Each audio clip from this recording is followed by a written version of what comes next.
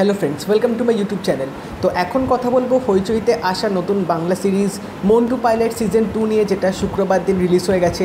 তো এই সিরিজটা কীরকম হলো সেটা নিয়ে তোমাদের সাথে কথা বলবো, তো ভিডিওটা কিন্তু অবশ্যই শেষ অবধি দেখবে।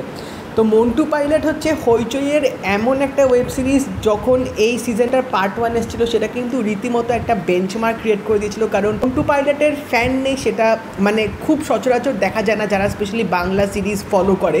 তো মন্টু পাইলট সিজন 2 এর যখন অ্যানাউন্সমেন্ট এসেছিলো, যখন ট্রেলার এসেছিলো, সেটা দেখার পর থেকে কিন্তু অনেকেরই একটা এক্সপেকটেশন ছিল যে সিজন 1-এর থেকে সিজন 2টা বেটার হবে কি না, এবং কীরকম গল্প আমরা পেতে চলেছি, এবং এখানে আমরা কতটা সোলাঙ্কি রয়কেও দেখতে পাবো কিনা, বা এখানে মিথিলার ক্যারেক্টারটা কী হবে, এই নিয়ে কিন্তু অডিয়েন্সদের মধ্যে রীতিমতো একটা প্রত্যাশা ছিল। তো সেই সব জিনিসগুলো কতটা ফুলফিল হলো সেটাই আমি তোমাদের সাথে এই ভিডিওটার মধ্যে শেয়ার করব। তো এখানে যদি গল্পটা একটু করে বলে দিই, আমরা এখানে দেখতে পাচ্ছি মন্টু নীলকুঠি থেকে চলে গেছে তার নিজের একটা জগৎ তৈরি করতে, তার নিজেরভাবে বাঁচার জন্যে, কিন্তু তার সাথে এমন কিছু ঘটনা ঘটবে যার জন্যে তিনি নীলকুঠিতে ফিরে আসবেন, কিন্তু তিনি একা আসবেন না, তিনি আসবে একটা মেয়েকে নিয়ে, এবং এই মেয়েটার ক্যারেক্টারটার নাম হচ্ছে বন্নি, যেটা মিথিলা এখানে প্লে করছে। কেন এই বন্নিকে মন্টু এই নীলকুঠিতে নিয়ে আসলো, এবং এই যে নীলকুঠিতে মন্টু আসলো, এবার কিন্তু মন্টু এসছে নিজের ইনসাফ পাওয়ার জন্য, একটা রিভেঞ্জ নেওয়ার জন্য। কিন্তু এখানে মন্টু কেন বন্নিকেই চুজ করলো, এর পেছনে কারণটা কী, এবং বন্নির যে এখানে ক্যারেক্টারটা, তার কিছু এখানে পাস্ট আছে কিনা, তার ক্যারেক্টারটার সাথে কীরকম গল্প জড়িয়ে আছে, সেই বিষয়বস্তুগুলোও কিন্তু আমরা এই সিরিজটার মধ্যে দেখতে পাবো। এবং আলটিমেটলি কি মন্টু রিভেঞ্জ নিতে পারবে, মানে মন্টুর যে একটা ইনসাফের জন্য এসেছিলো, তো পুরোপুরি ব্যাপারটা মন্টু কতটা সাকসেসফুল হতে পারবে বা কি হবে তার সাথে, সেগুলো জানতে গেলে কিন্তু তোমাদের অবশ্যই এই মন্টু পাইলট সিজন 2টা দেখতে হবে। তো এই সিজনটার মধ্যে 9টা এপিসোড আছে, এবং প্রত্যেকটা এপিসোডের অ্যাভারেজ 30 মিনিট করে রান টাইম। তো এখানে গল্পটা কিন্তু খুবই ইন্টারেস্টিং, এখানে তোমরা একটা রিভেঞ্জ ড্রামা দেখতে পাবে, এবং তোমাদের বলে রাখি এখানে কিন্তু দুটো টাইমলাইন বা দুটো গল্প কিন্তু এখানে দেখাবে। একটা গল্প আমরা দেখতে পাচ্ছি কারেন্ট সিচুয়েশনে, যেখানে মন্টু নীলকুঠিতে ফিরে এসে তিনি কী করছেন, আলটিমেটলি বন্নির সাথে তিনি কীরকম ব্যবহার করছে, এবং তার সাথে যে বাকি তাদের নীলকুঠির যে সদস্যরা আছে তাদের সাথে মন্টুর এখন সম্পর্কটা কীরকম, মন্টু এখানে যে একটা মানে সদা বা ডিল করতে চাইছে, কি হবে না হবে সেটাও দেখাবে।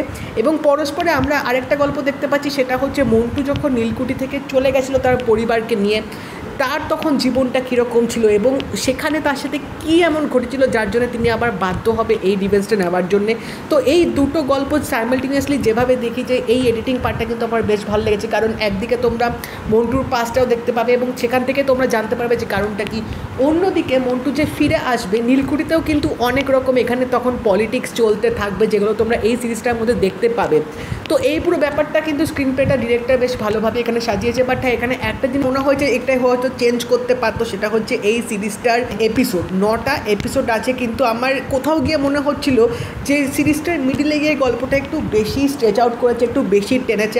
তো সেখান থেকে বলতে গেলে যদি কয়েকটা এপিসোড কমিয়ে দিতে পারতো, তাহলে হয়তো সিরিজটার যে কম্প্যাক্ট বা সিরিজটার যে একটা দেখার যে একটা মানে ব্যাপার থাকে, সেটা কিন্তু পুরোপুরি ইনট্যাক্ট থাকতো। বাট হ্যাঁ, এটুকু বলতে হবে সিজন 1টা দেখার পর যে প্রত্যাশাটা একটু মানে চড়েছিল সিজন 2টা নিয়ে, সেটা একটু সামওয়াট ফুলফিল হয়েছে। আবার একদমই যে খারাপ হচ্ছে সেটা কিন্তু আমি একদমই বলবো না, গল্পটা খুবই চেনা ছকের বলা যেতে পারে, এখানে রিভেঞ্জ ড্রামা যেরকম হয় সেটাই দেখিয়েছে। বাট এই গল্পটার মধ্যে এক্সিকিউশনের সাথে কিছু টেকনিক্যাল ব্যাপারে যদি কথা বলি, এই সিরিজটার ডিরেকশনটা কিন্তু আমার দারুণ লেগেছে। এখানে স্পেশালি মানে সৌরভ দাসকে যেভাবে এখানে ক্যামেরায় ফোকাস করা হয়েছে, কিছু কিছু শট এখানে যেভাবে নেওয়া হয়েছে, এবং সিনেমাটোগ্রাফিটাও কিন্তু তোমাদের দেখতে বেশ ভালো লাগবে।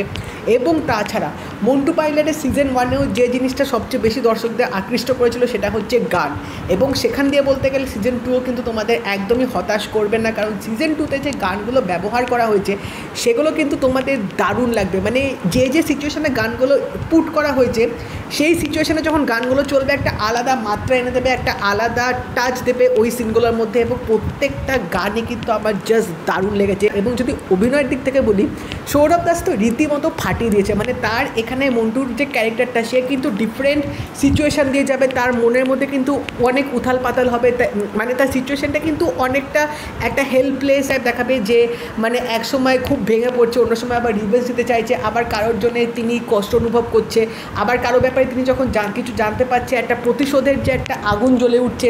তো তার যে ক্যারেক্টারটার মধ্যে কিন্তু অনেক রকম লেয়ার্স আমরা দেখতে পাবো, যেটা কিন্তু সৌরভ দাস রীতিমতো দারুণভাবে ফুটিয়ে তুলেছে।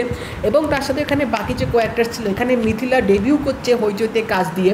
তো তো তারও অভিনয়টা কিন্তু বেশ ভালো লেগেছে। বাট হ্যাঁ, কিছু কিছু জায়গায় তার যে একটু অভিনয়টা ছিল, কিছু সিনে তিনি একদম স্টিল হয়ে বসেছিল বা স্টিল হয়ে একদম মানে শক্ট হয়ে যেরকম দাঁড়িয়ে থাকে একটা মানুষ যখন শক্ট হয়ে যায়, সেই যে এক্সপ্রেশনটা ফুলফিল করে, সেটাও কিন্তু তিনি বেশ ভালোভাবে ফুটিয়ে তুলেছে। বাট তার ক্যারেক্টারটা আরেকটু যদি বেশি ভালোভাবে দেখাতো, আরেকটু যদি ক্যারেক্টারটা ইনভলভমেন্টটা থাকতো সিরিজটার মধ্যে, তাহলে হয়তো আরও বেশি ভালো লাগতো। বাট ওভারঅল তার পারফরমেন্সটা কিন্তু আমার খারাপ লাগেনি। এবং তাছাড়াও এখানে সুব্রত দত্ত থেকে শুরু করে কাঞ্চন মল্লিক, চান্দ্রেয়ী এবং অলিভিয়া সরকার, সবারই কিন্তু অভিনয়টা বেশ তোমাদের ভালো লাগবে, বেশ চোখে পড়ার মতো কিন্তু ছিল। প্রত্যেকটা সিনে যেভাবে সেট আপটা করেছে, যেভাবে লুক অ্যান্ড ফিলটা দিয়েছে, মানে একটা সোনাগাছি যেরকম অ্যাটমসফিয়ার হয়, সেই জিনিসটা কিন্তু এই সিরিজটার মধ্যে বেশ ভালোভাবে করা হয়েছে। শেষের দিকে গিয়ে কিন্তু আবার তোমাদের ইন্টারেস্টে জাগিয়ে তুলবে। লাস্ট দুটো এপিসোড কিন্তু বেশ ভালোভাবে দেখিয়েছে। তো সেখান থেকে বলতে গেলে মানে এই মন্টু পাইলট সিজন 2টা কিছু কিছু জায়গায় সত্যি খুব ভালো লেগেছে, আবার কিছু কিছু জায়গায় মনে হয় যে আরেকটু ইম্প্রুভমেন্ট করতে পারতো। বাট হ্যাঁ, এখানে অ্যাক্টিং, ক্যামেরা ওয়ার্ক থেকে শুরু করে মিউজিক ডিপার্টমেন্ট এবং সিনেমাটোগ্রাফি, এই কয়েকটা টেকনিক্যাল পার্ট কিন্তু সিরিজটার মধ্যে দারুণভাবে ফুটিয়ে তুলেছে। তো ওভারঅল বলতে গেলে মন্টু পাইলট সিজন 2 তোমরা দেখতেই পারো যদি তোমরা সিজন 1-এর ফ্যানের হয়ে থাকো।